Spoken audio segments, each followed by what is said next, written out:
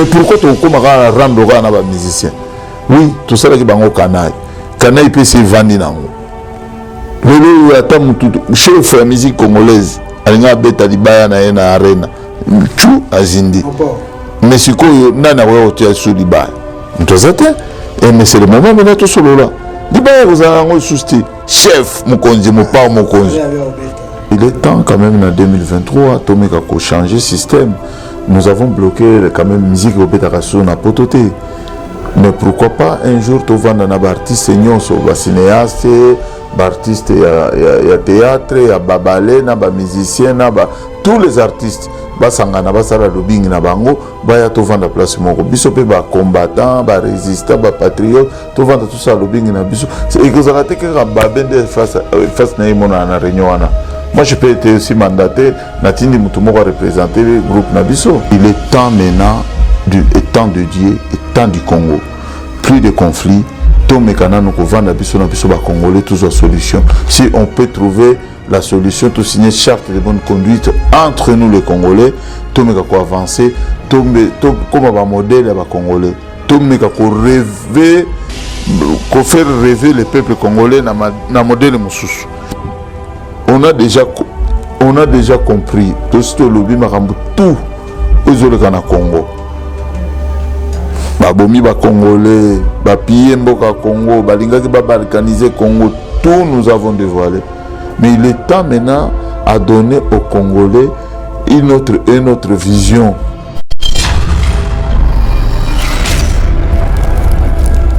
En 2023, c'est tout comme basculer le système dans le Congo, mais surtout ensemble. Peuple essoufflé mamouké. Mais ceux qui étaient pour la musique, ils ont gâté. Ils ont gâté. C'est notre bonsoir, se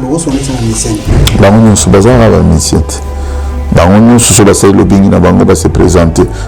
La délégation à Bango. Sololi, tout ça. Baena idée na bango, biso peto na baïdé na biso. Moi je vous dis, je suis un grand pilier na katia combat. Donc ceux qui na zolo babo, c'est l'avenir na sina sololi après na 70% combat. Tika les gens qui parlent les kabarozonga baoya na molongo. Mais il y a azali na conviction na ya tina pourquoi zolo ba qui to sololate. Surtout que la musique ce n'est pas le moment. Le moment n'est pas encore favorable. Mais Kosolola, entre nous les Congolais, pour toutes les solutions au Congo, est-ce qu'il y a un problème? Il y a un faut pas finir la rango batu, non. Il y a un Congo qui a avancé. Pour nous tous autres, il y a Congolais. Non, ils ont vite émanaté parce qu'il y a encore ça la vite émanée na batu bakutanga. Est-ce que monte beaucoup tié? Na poto ou bien na combat? Na combat. Bakutanga papa. Pe papa, ils ont makambo kokenda gauche biso tango bango bazoya tozomona. Bamsusu kutu bazo mukanda po ba refoler asuba na balabala. Ayo lembela Congo biso mona. Déjà biso marcher na place ya nani na Belgique na place d'Europe. Ouais bango ba kotité. Na ba arma tongola ba obe na banane. To ba na radio moko soki Panasonic na Belgique. To lexa ba message na biso na ba 2000. Bango ba bandi ko ya ba poto. Bon siko yo expliquer nga baba. On peut faire une directive, il finga na yo. On a resepelandi ko finga, bo finga na bino, elongilanga mabe, na lataka biente, na utamboka, boye na ezana ngo gravité. Ko bino na bino wana ba combattre welan. Ngana wela kana muto eloko te parce que naza na même système na bango te. Leadership. Naza leader te nga esclave à peuple. Mais pour avec Baolanda biso ngoma mona kola yo naza leader yo na bokechu onzo koma we na jibe okola fali na fere na bokechu apparemment bino mbalo nzebo coopérater wana za grand frère yo bimisa déjà qui atricole en ba fali mtabeti sawa. Did somebody say that Majabu Gospel is coming to the United States? Yes. Majabu Gospel is coming to America. pour la toute première fois Madjabou Gospel aux États-Unis d'Amérique. On the 16th of January, it is happening in Portland, Maine. An amazing, life-changing and epic concert. Et le 23 janvier 2022, bien sûr, à Dallas, Texas. Je peux m'imaginer combien la gloire de Dieu sera présente. For 2022 is gonna be glorious. The whole Madjabou Gospel team will be there. And we cannot wait to share this moment with you. Retenez ça très bien. Le 16 janvier 2022, nous sommes à Portland, Maine. Et le 23 janvier 2022, à Dallas, Texas. Invite a friend, save these 2 dates, cause you don't want to miss it. And I hope to see you there. Soyez bénis.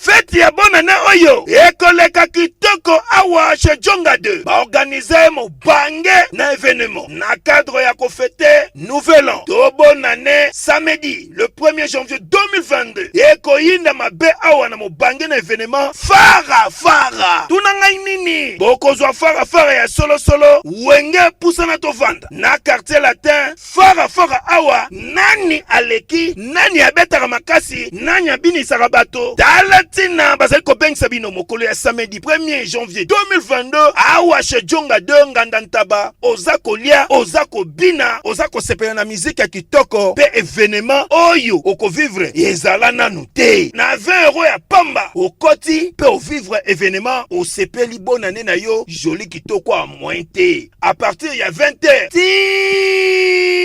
ti nde concert wana kosila chez Djonga 2 suka na événement samedi le 1er janvier 2022 kozanga te kolinga te babetelo lisolo awa na nganda ntaba chez Djonga 2 oyo ezwami na 12 rue puis Dixme 94 310 Orly awa na kati ya Paris boya ko vivre événement fara wenge pusana to vanda contre quartier latin nanya ko gagner nanya ko binisa batu bonne année.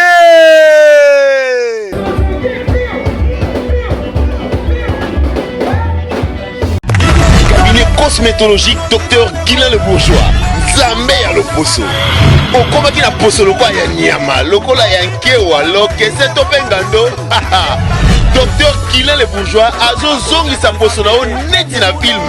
Pour être belle et naturelle, fréquentez Guilain le Bourgeois. J'ai ma taille et ma peau, mon secret c'est Guilain le Bourgeois. Dieu de la peau. Capador ta Guilain le Bourgeois. Ya boye bazui wapi. Basero balinga cimenterie vanda. Taya kano. Taya ndroi. Taya Guilain wanga. Ozui wapi. Dr Guilain le Bourgeois pour voir l'opposition. Oh. Pour vivre parce que pour ils ont besoin ils ont place dans mon quoi offrir les benda beauté olingi bando benda beauté oza na poya ba bébé oza vraiment taille bien tibeleza malunga fuma mwela. Trouvez-nous sur boulevard Lumumba sur arrêt Bethany en face de la Robank. Nous sommes à Kimpese, Bandouville, Matadi et à Boma. Cabinet cosmétologique Dr Guilain le Bourgeois. Une réponse potentielle à toutes les peaux malades. Salut Elenga Congo TV, merci d'avoir abonné à Visso. Nous sommes Elenga Congo TV. Après beaucoup de temps, tu vas un peu par rapport au plateau. Merci d'avoir tout surtout Hollande Visso, vous êtes partout. Que mon point de vue, on te dit, c'est moi Tamoulaï, tout le monde a une binoté, mais on est là. Je suis là, tout ça qui est en plein de travaux. J'espère que vous avez tout ça dans plateau, tout bien en Colpin, c'est 70 boulevard Anatole France, la porte de Paris, à Saint-Denis, beaucoup de gens direct, beaucoup de Patrick Massid, beaucoup de Tracy Mbelengapo, Nangamo te dit tout ça. Donc, vous manquez de bien parce qu'il y a bien allé. Mais ça, la peine, ils ont ça, c'est professionnel. D'être professionnel pour tout maîtriser. Bino bo pesa biso ka musala biso do pesa bino résultat. Merci na bino surtout au boza partout, j'espère le loto sur la politique, j'espère bozo mona mpanzi nanga déjà nazana moi mboka babe masombo bato bele balinga kai bato bele so bamoni oyo basepela eza pasi mpo bazape ya koloba ebele parce que bango maloba esila te maloba ezali bango bazo wana baobunda mpona mboka mpona Congo bazobunda mpona intérêt ya moto te intérêt ya bato nyonso to mpo lobi Congo eza malamu soki biso toencourage bango te eza mwa pasi. Auparavant, il y avait des gens qui peut-être comprendre le combat, mais là, tu veux comprendre le combat. Il y a un biso tout le monde fait l'effort, il y a repéré ça, il y a caméra, il y a posé des questions, il y a répondre biso par rapport, il y a motiver biso parce que biso tout est un peu innocent, vraiment état politique mais tout mon quota par rapport il y a bango dem ba côté ça moi makambo babe masombo. Bonsoir. Bonsoir Tédis. Nicolo. Nazali. Santé kitoko. Toujours. On y est bien. Angolo.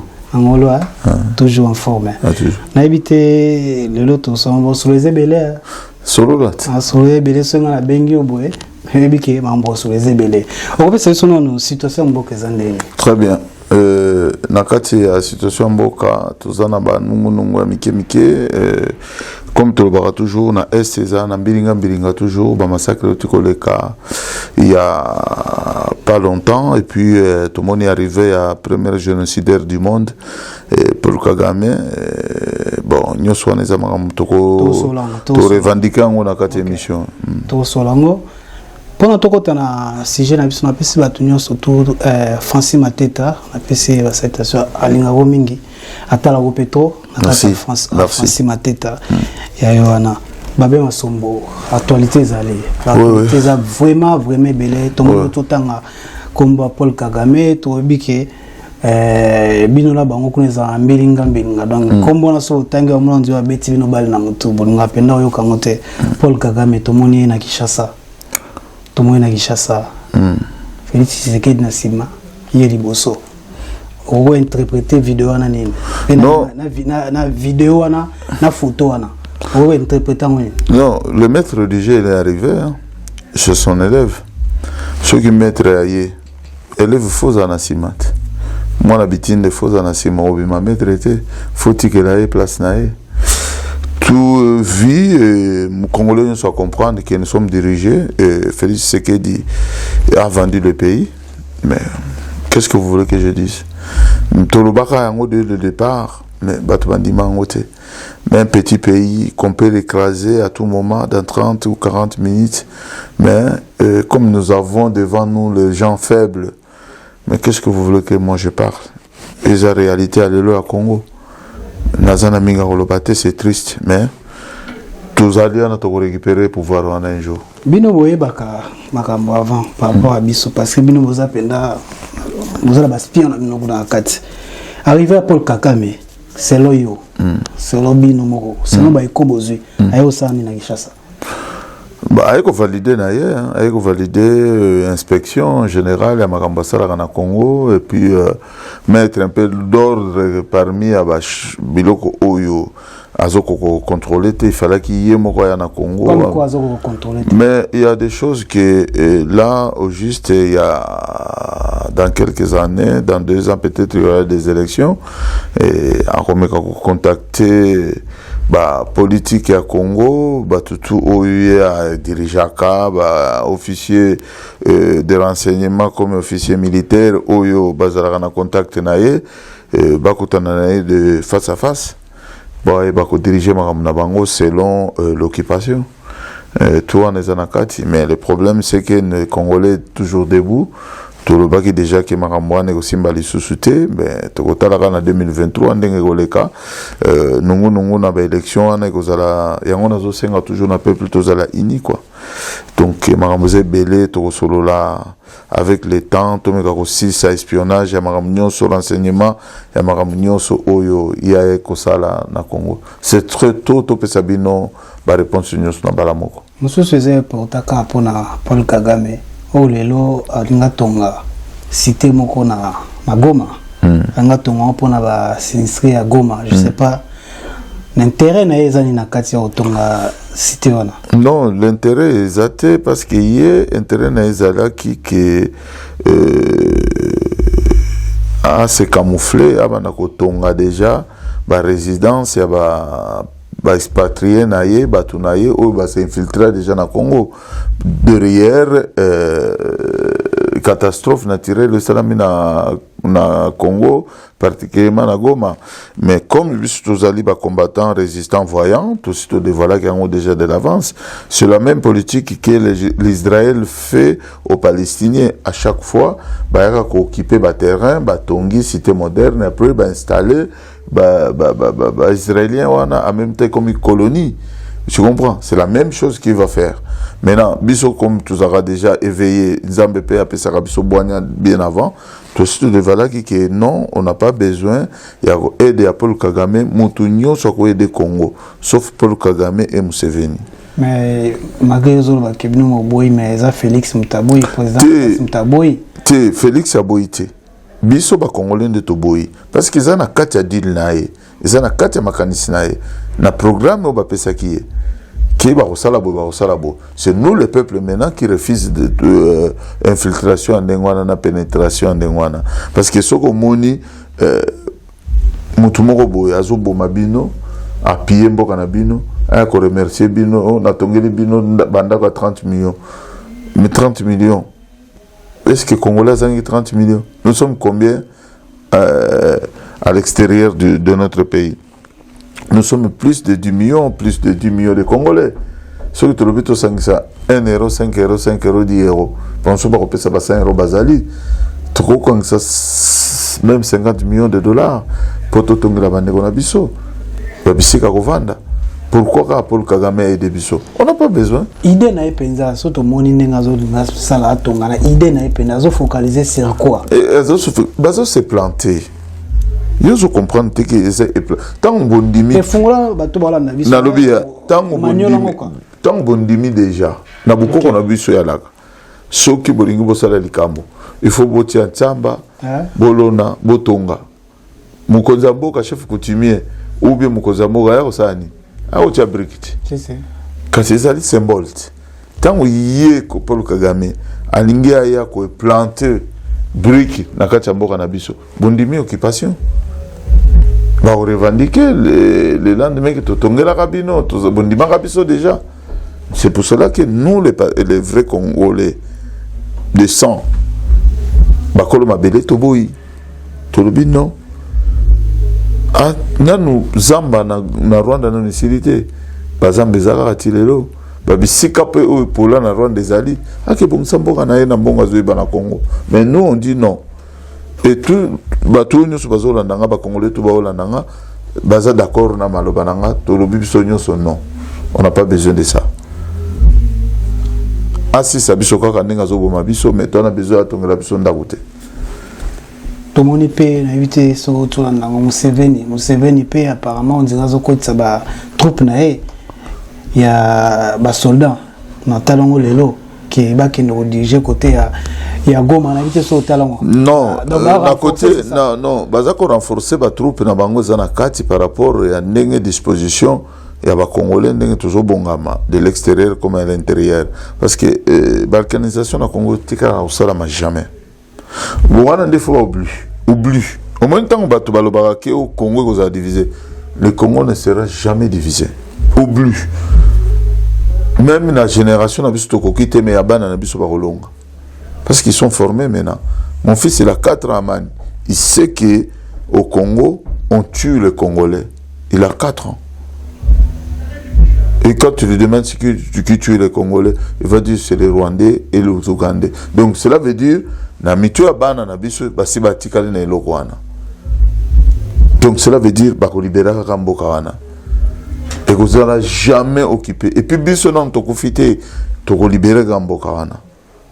L'espoir fait vivre. Moi j'ai l'espoir que avant na zong samodimo pankolo mboka nanga na komona ngo libéré et dirigé par un Congolais 100% bisomoko na armée na sécurité pe na politique pe na gouvernement pe toko kwanza Afrique mobimba biso. Merci Patrick Massid na caméra na bike mambabi ezali. Mais na tuna toka mingo ba politisation ya CENI. Nous avons une explication non politisation ya CENI. Oui, c'est politisé par rapport par rapport à action, il y a certains politiciens, comme Félix, qui a fait glisser son frère, son cousin, Kadima. Kadima, c'est un cousin à Félix. Le même Kadima que vous voyez, c'est le même Kadima qui est le frère de l'autre Kadima qui est na hôtel Amunene wana babenga ngo Béatrice, au place Breton tu sais que dit à Komaki président Vanaka wana. Pourquoi il est parti s'installer là-bas? Parce que c'est son cousin à lui Kadima qui est le frère de Kadima qui est aujourd'hui président à Seni qui l'a donné la suite. Bazaba cousin. Et ben ça va cousin, c'est moi qui te l'ai dit. Vous allez vérifier. Mais moi je vous dis quand moi quand je vous dis des choses, si vous voulez pas croire, vous vendez un bino. Je suis pas le temps dans le lobby, dans l'équipe, dans la radio, je suis pas le temps. Ben ça va cousin, politisation. On l'a glissé vers l'église kimbanguiste, mais c'est quelqu'un qui est connu dans les milieux des kimbanguistes, mais n'est pas vraiment adhérent 100% des kimbanguistes. Il est connu. Batunyo sou baebiye. Bakangani baebiye, batutu baebiye. C'est quelqu'un qui a voulu comprendre le phénomène Kimbangu, tout ça. Mais n'est pas kimbangiste comme les gens le disent. Mais ngai so na vous comprendre. Selon ngai, est-ce que pendant Seigneur na cause à dépolitiser? Parce que déjà, tant ou déjà va voter à président, il y a Seni. Donc pour accepter, on les quand on parlement déjà c'est politique, non? Mais écoute, au Congo tout est politisé. Parce que dans un pays, au moins il y a un pays le la France. Armoirie na bango ringolo ban fraternité, égalité. Mais na Congo PJ6 travaille au moins photo à président de la République Nézarana. Déjà symbole. Il y a une république, au lieu de botia, dès que tu vas au monde en Koyi, Banini, Batia Kalikolo Nango, président de la République, au monde ils ont un sens mon côté. Donc cela veut dire le cours constitutionnel Oyo, et puis ça Bango, eux ils ont la Nzamba Congo, ils ont déjà politisé. Bon, moi je suis Seni. Et le Pamba, bah politisé en aucun, dès que tu vas à Bango, il cela veut dire que le Congo n'a pas une vraie politique. Donc le système est dans le Congo, il y a une tricherie, c'est une tricherie. Donc, dans la minute où il y a un vrai président de la République, il faut qu'il y ait une transition de technocrates. Non, non, non. Non, non, on n'est pas transition. Non, on n'est pas transition. On est un groupe armé qui voulait s'enrichir au nom de la transition. La transition, c'est quand il y a un pays, dans un pays comme la nôtre, et un système, tu basculer système wana, tu évacuer en haut, tu créer un gouvernement de transition de technocrates et bureaucrates. Ça dit transition à Bango pendant 5 ans. Ça dit réforme, ces gens-là, ils ne peuvent pas se représenter. Depuis chef de l'État jusqu'au chef de localité. Ils ne peuvent pas se présenter. Ce sont des gens qui vont gérer que la transition. Pour tout compte, un système à Sika, ça les constitue à Sika, ça les Bamambalo à Sika, Bamamnyo c'est à Sika, Bangonde Bamemi transition pour ma ponami à Moutou à Sika, Aya, continuité Nango et Zala. C'est ça qu'on appelle la transition. Mais ils n'ont pas de transition, le groupe armé, Moko Kangi, côté Moko Boy, Moko Kangi, on a pas de transition, on est à Mouibi. On est à Mouibi. L'État va accepter qu'il y a. Mais c'est comme ça dans la vie. Hein? C'est des hommes forts. Il y avait des hommes forts qui étaient là. Oh, Yazana Mbemba Zana Manduki, Kabila Zana Manduki, je ne sais pas qui. Azarias Roubero, Zaïd Ngoma, Bazaki, politicien, Bazaki na niveau Azado, Babiloko a droit de l'homme, Babana Koyoka Mamakasi, de Babiloko na Nyon, c'est ça la force Moro, cette transition Moro sans espoir. Moi j'appelle des transitions sans espoir, sans issue. Donc, on a la merde. Et on a la salaki.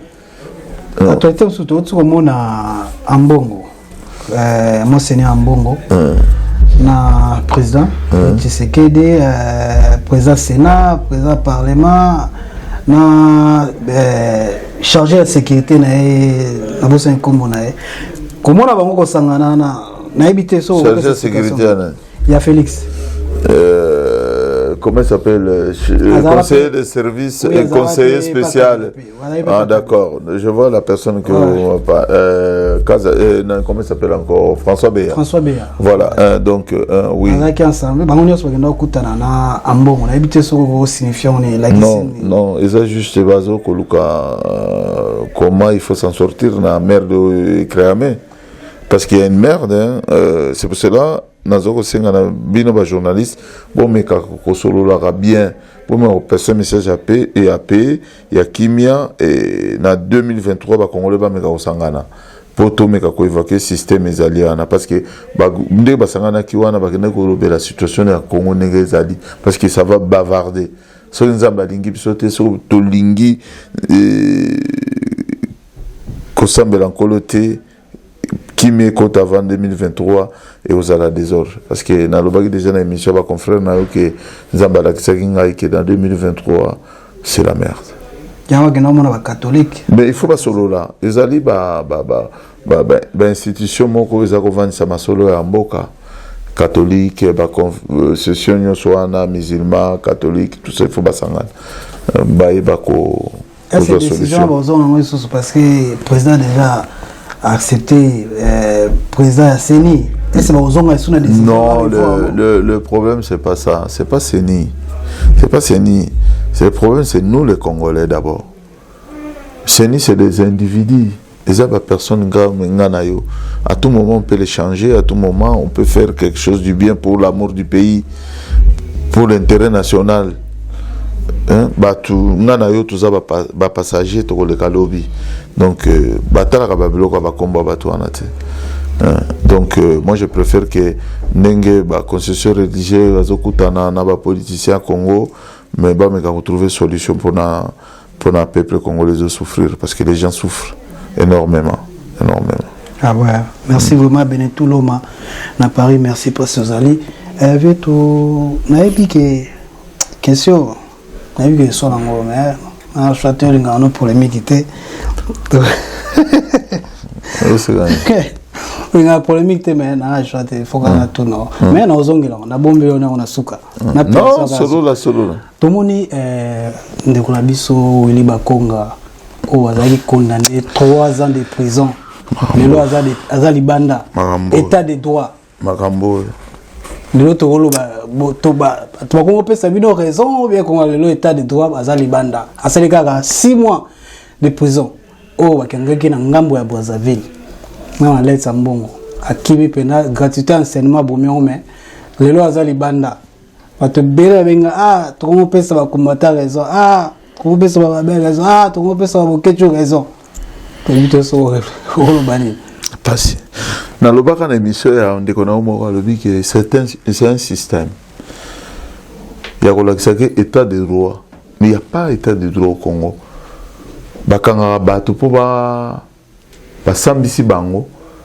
bakoti bango soi-disant na boloko mais batango bazaka na ordinateur bazaka na téléphone basolaka libanda babimaka na ba minuit à 6 mois après bafungoli azongisi pe l'art nyonso wana baosaka un esprit à peuple nalobaka ngo tout le temps c'est parce que les Congolais baza nano na bachoix mosusu balingi koyokela biso te mokolo bakosala choix na bango envers nous c'est là où les choses vont marcher parce que quand on dénonce bazelaka bamona kimona meso les rêves congolais alinga koyoka te il faut vivre il y a pas longtemps na auto école makambo que il y a pas un état de droit au Congo ça un système il y a camoufler ya ko boma ba congolais misuti le congolais ba boma ga misuti le na 21e siècle na 2021 congolais ba kosa ga iti lelo congolais ba kosa même ba combattant ba kosa ga congolais ti lelo bazo kosa ba congolais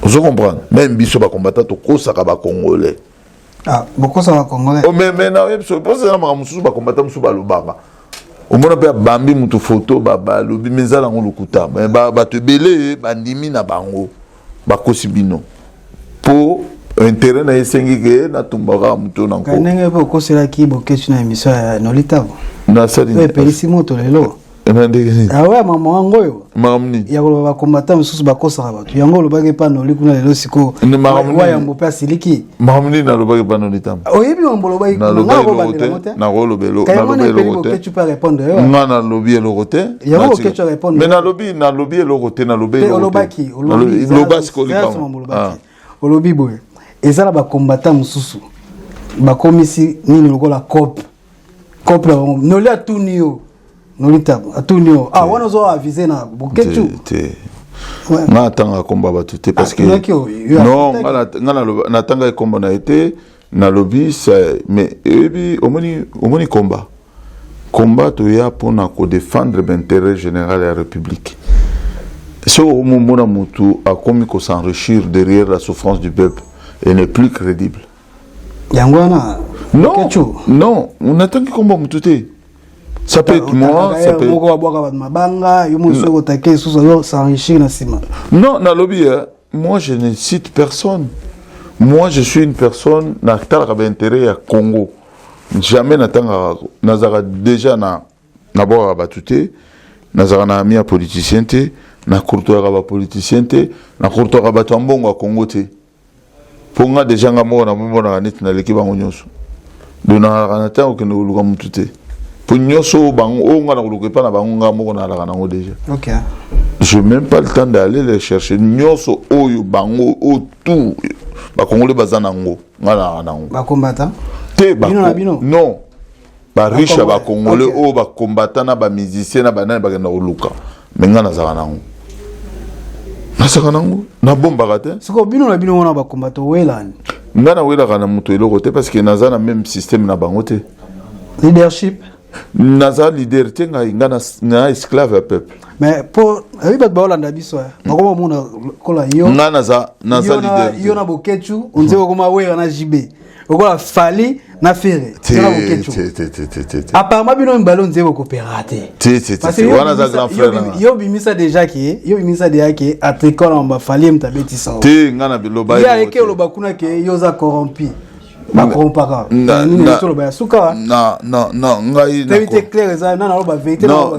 nga na koza la corrompu parce que je suis pas un chômeur. Je suis pas un chômeur, moi je travaille tous les jours. Je ne suis pas dans un pays de merde. Il n'y a pas du boulot. Moi je suis en France. Bah tu vas ça là. Pour ça nga bevo ani maman.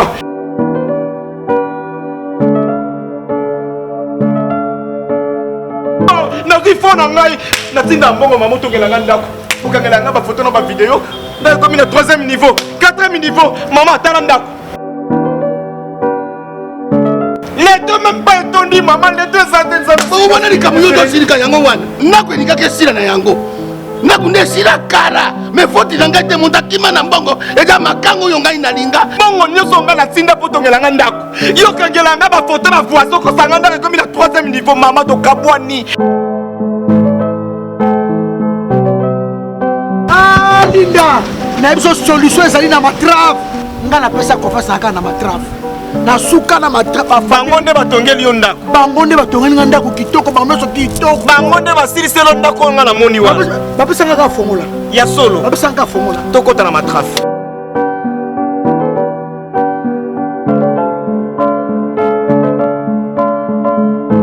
Bienvenue chez Matrave. Matrave est sa société de construction où ils ont tourné la bino bandako n'a pris assez. Biso na Matrave ceux qui t'ont tourné le installation ya courant ya ofele ba travailleurs na biso ba travaillaka de 24 heures à 24 heures. Matrave ils ont tourné la baïbaza na mbongo ceux qui pesent mbongo kaka Matrave a kotongola yo ndako kitoko ya nyongo na yebisa ki ata oza na ndako eza inachevé Matrave akosirsila yo na pia se Matrave eza place akobunga te toza na Kinshasa Gombe avenue province numéro 167 croisement Colonel Ebeya na Lubumbashi toza na centre ville avenue Maniema numéro 18 référence église Andeyo et puis na Likasi toza na centre ville avenue du Golf na Kolwezi toza na boulevard Lumumba kwenke push toza mpe libanda ya mboka na Russie toza na ville ya Astrakhan bongo na Afrique du Sud embadi mama monwe na Afrique du Sud toza na Johannesburg. Papa pesanga no numéro na bino ya matraf. Plus 243. Plus 243. 97. 97. 544. 544. 48. 48. 43. 43. Na matraf ata Teresa vie biso mo to yaka to sali étude ya mabele. Treba to redanser, bientôt to malikolo. Na matraf qualité, rapidité et faible prix. Matraf, miroir de l'architecture mondiale. Bisous bas. Matraf, le miroir de l'architecture mondiale et le numéro 1 de la construction de bâtiments modernes dans le monde.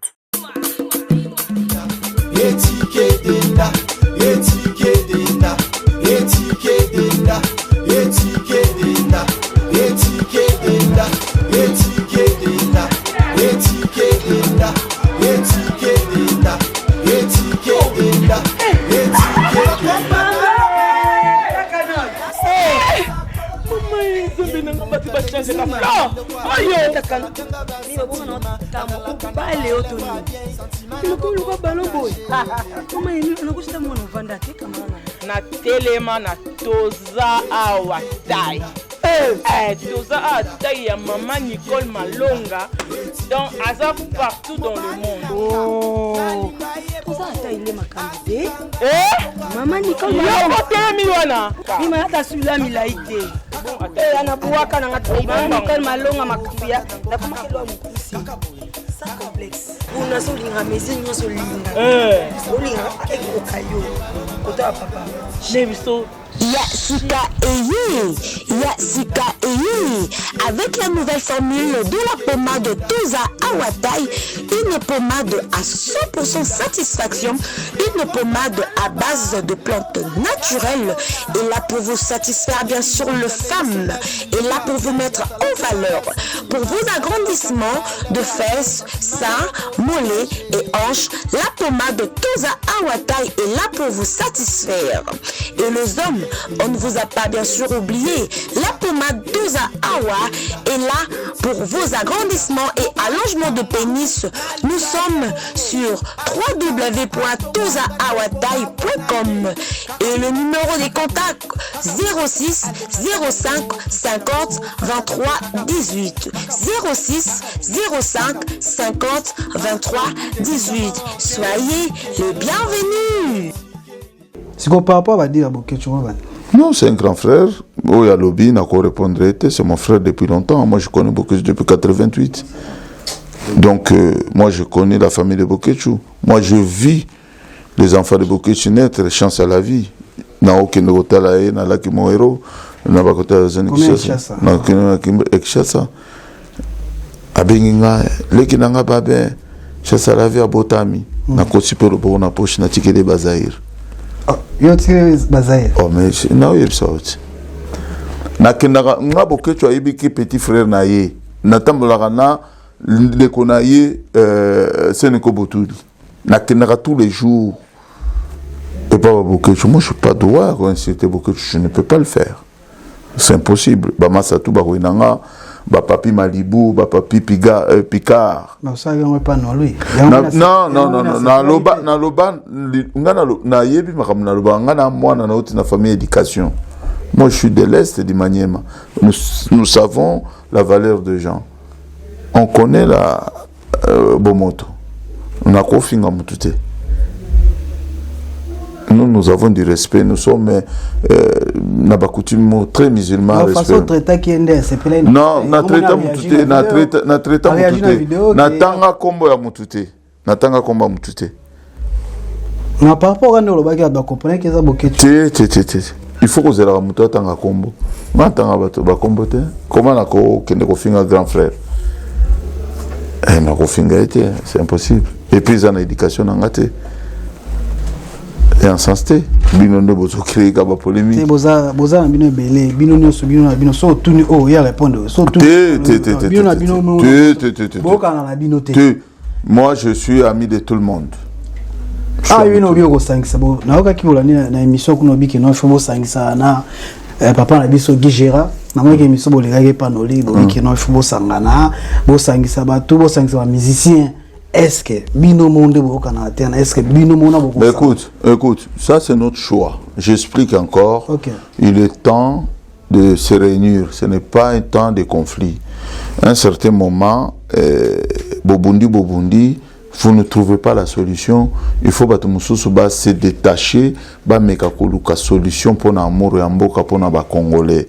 Au monde na minute ce n'est pas vidéo à c'était même avant bana kofinga ngai balobaki na zimbongo. So bolandi ba vidéo même pas na le toujours.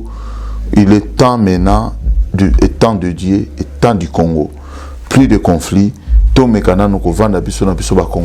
Solution. Si on peut trouver la solution, tout signer charte de bonne conduite entre nous les Congolais, tout me ko avancer, tout comme un modèle à Congolais, tout me ko rêver, ko faire rêver les peuples congolais na modèle mususu. On a déjà compris. Tout ce lobby makambu tout aux autres kana Congo. Babomi ba Congolais, ba piller mboka Congo, balingaki ba balkaniser Congo, tout nous avons dévoilé. Mais il est temps maintenant à donner aux Congolais une autre vision. Vision vous allez. Comment expliquer? Le tingai na comme viser ba jeunes Congolais au baza ko émerger, ba meka ko développer, ba entreprise local ndingi mbosali studio na bino. Au lieu bavanda raba betanga masolo combat ya kofinga rabatu eza su ya kolobaka lobaka kokotsa batu ba mauvaise idée na mutu kopesa bango bizaleli ya kofinga batu na ba télévision o tala ilongi na oboye c'est pas bon nga nazoko yela bango modèle nanga par exemple nga nazali entrepreneur soki na komi koleka na émission na yo na komi kosala pour expliquer comment j'ai gagné ma vie. Au moment que quelque part, tu ne peux pas apprendre le modèle nanga qui n'a rien à voir aussi na makamuna na combattre. Na laksa bango nini na ganyanga vie nanga na poto nini na créer une entreprise nini to komanga na non da di masamba ne to sali première entreprise na bisoti comité lelo boye to komo kende tina ba 3 4 5 camions ti to komi na makamba ba conteneur.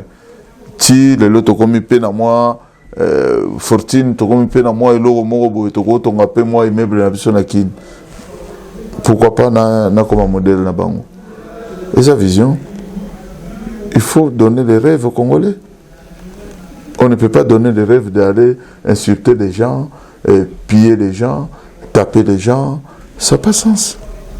Ça n'a pas sens. À un certain moment DEP Hermoko Silara malgré batabazo kufa toluka siko tolongola de yango et comme siko définitivement makambo nyonso esila mais tokosi sango na NT tokosi sango na koyokana na kovanda place moko surtout vendre bino ba musicien bino na non c'est pas comme ça les gens interprètent un peu mal. Okay. Je vais l'expliquer comment ça se passe. C'est une idée qui est venue comme ça au hasard to bandi ko discuter en le non. Et il est temps quand même en 2023 Tomeka ko changer le système. Nous avons bloqué quand même musique au Betarasso na pototé. Mais pourquoi pas un jour tu vends un artiste nyonso ba cinéaste, ba artiste ya théâtre, ya babalé na ba musicien na ba tous les artistes ba sangana ba sala lobbying na bango ba ya to vendre place moko biso pe ba combattant, ba résistant, ba patriote, to vendre tout ça lobbying na biso. Et que ça a été que ba bende face na imona na réunion wana. Moi, je peux être aussi mandaté, Natindi Moutoumou représenter le groupe Nabiso, qui n'a rien à voir avec moi. Tu comprends? L'association Isangani, politicien puis opposition. Sangani, tout ça, les chartes de bonne conduite, tu vendis, tu sololi, tu bimine le lobamo pour l'intérêt à Congo. Politicien et opposition. Opposition. PPRD, Zarana. Opposition. Bon, tu marches, tu Kabila Zaraki wana. Oh, mais depth n'est pas Zaraki. Tu es bien monté. Tu es bien monté. Ce qui Martin Fayulu Sangani na FCC Zarasu. Donc FCC Zarana Félix, FCC comme na Martin Fayulu donc bazana pouvoir de Martin Fayulu a commis akomi sikoyo moto ya pouvoir parce que nga nayebi ke FCC sangana nde na Félix soki Martin Fayulu sangana na bango cela veut dire ye pas comme moto ya pouvoir donc opposition tikala ba combattant na ba résistant kosangana bango yo moni ngote na moni ngote oh tout ça la marche ya dernièrement te nga na moni ngote Kabila zalaki et politique kanamba zalaki apparemment père dans la makamda minona te marche banini bon Fayulu zalaki ba dette na bango bah papa tout il a ramassé tant déjà parti à Fayulu nayebi makambo wana te mpona nazalaka membre nazalaka résistant combattant nano nasali parti politique te jour na osala parti politique tunanga baquestion ya baparti politique pour l'instant non te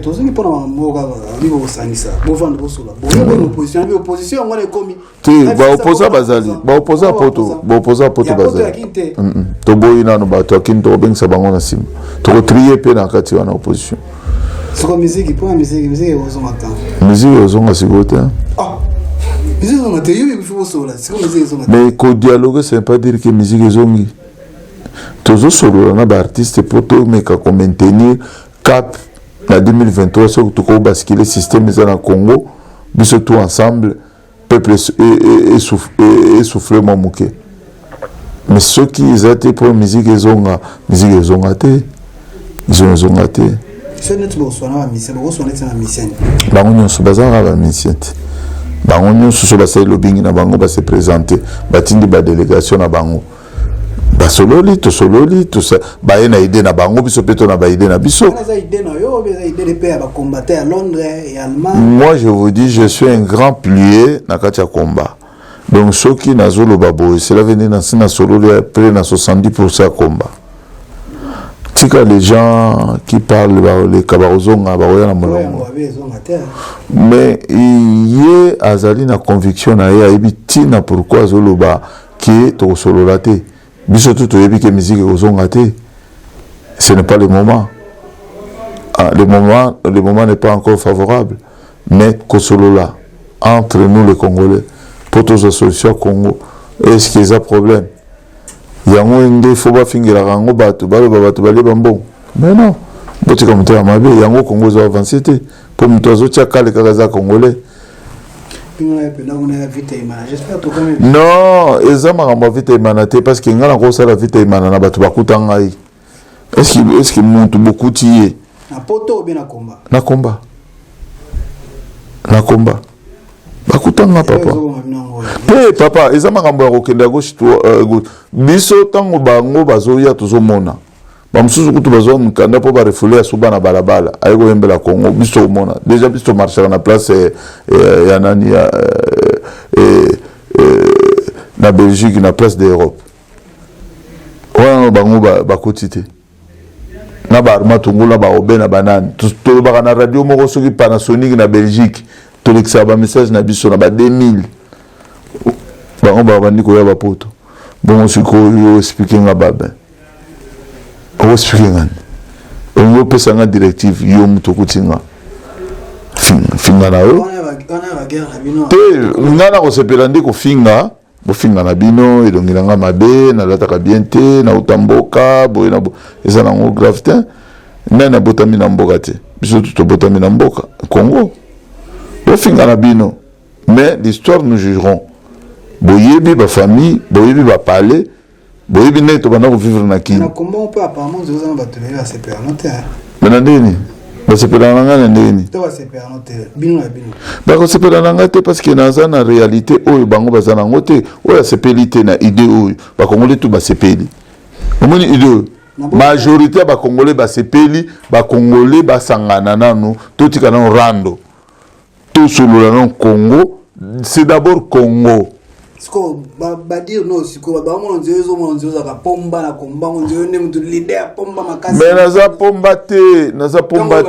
Ekozonga bosangana bango ko banani nini kozonga.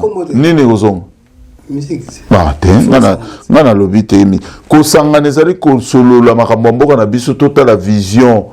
Comme ma rêve ya sika na peuple congolais. Bon, tu vas sur musique aux gens.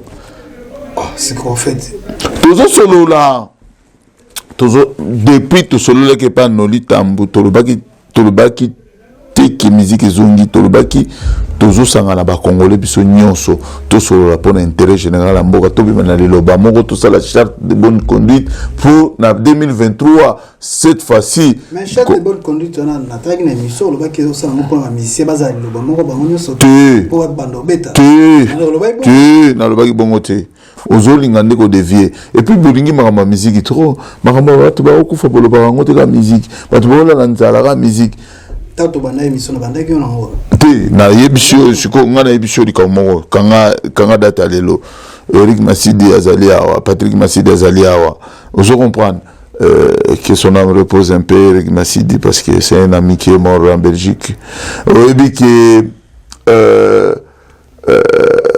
elongo moko na koyebisa yo kanga data lelo soki tovandi awa nga no tosolola te po musique ezonga tozosolola parce que tosangana biso tout ba congolais toute tendance confondue po toyeba nini oyo toswanaka mpona biso moko na ba congolais tomeka konanu kosala balobaka nini kozongisa bamémoire na biso na nsima eloko nini ezokodivise biso tokoyeba eloko ezodivise biso te moto na moto na kwe na ye non il faut nde tovanda ensemble tosolola bato nyonso nalobi société civile barésistant bacombattant des patriotes des artistes cinéastes plasticiens musiciens ballet donc toute tendance tovanda tobanda komituna ba question mpona nini mboka na biso avansaka te toza toujours au tourbillon. Ce n'est pas une question que tu sois un musicien kaka. Mais pourquoi tu as rendre un musicien? Oui, tout ça qui bango canaille. Canaille peut se vendre nango. Le attend chef de la musique congolaise. Alinga beta libaya na ena arena. Chou azindi. Mais c'est quoi nana wa hotel sur libaya. Ntozate mais c'est le moment maintenant tout solo là. Libaya ko za ngo susti. Chef mokonzi mo pa mokonzi. Aya kaka papa. Non, c'est que moi je demande au peuple congolais, je suis là. Narobanda ba direct na ngai bientôt. Technicien na ngai sa zonga ka utaikin. Ozong seranga ba matos nyonso. Donc na ozong ranga ba direct. Toi qui na technicien na ngai toi qui na mo ba guerre ba nini bon. Donc azongi na beta ke mo bambange belé azongi bon bon sera ngai ba émission nga ngana vivra bon naza vivra bon na lobi na yo koyokana na nani yebisanga olingana yokana na nani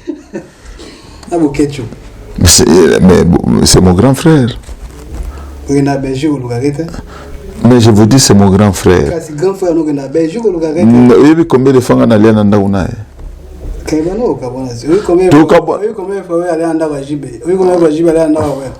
Mais Narobi, c'est un grand frère. Hein? Moi, c'est un peu moninga, toujours ces mecs qui n'ont pas besoin de ça. Moi, j'ai pas le temps. Ce bango bazo comme bango na ndenge na bango za bango menga na service à République. Merci. Merci Babé Massou. Ouais. Elenga Congo TV, merci Zaya Mutelis na caméra kuna Patrick merci tout pour t'embrasser. Elenga Congo TV très simbelenga pour la même magique ya Glody Asuka. Yango. Ça a besoin. Ah ouais, qui est belé.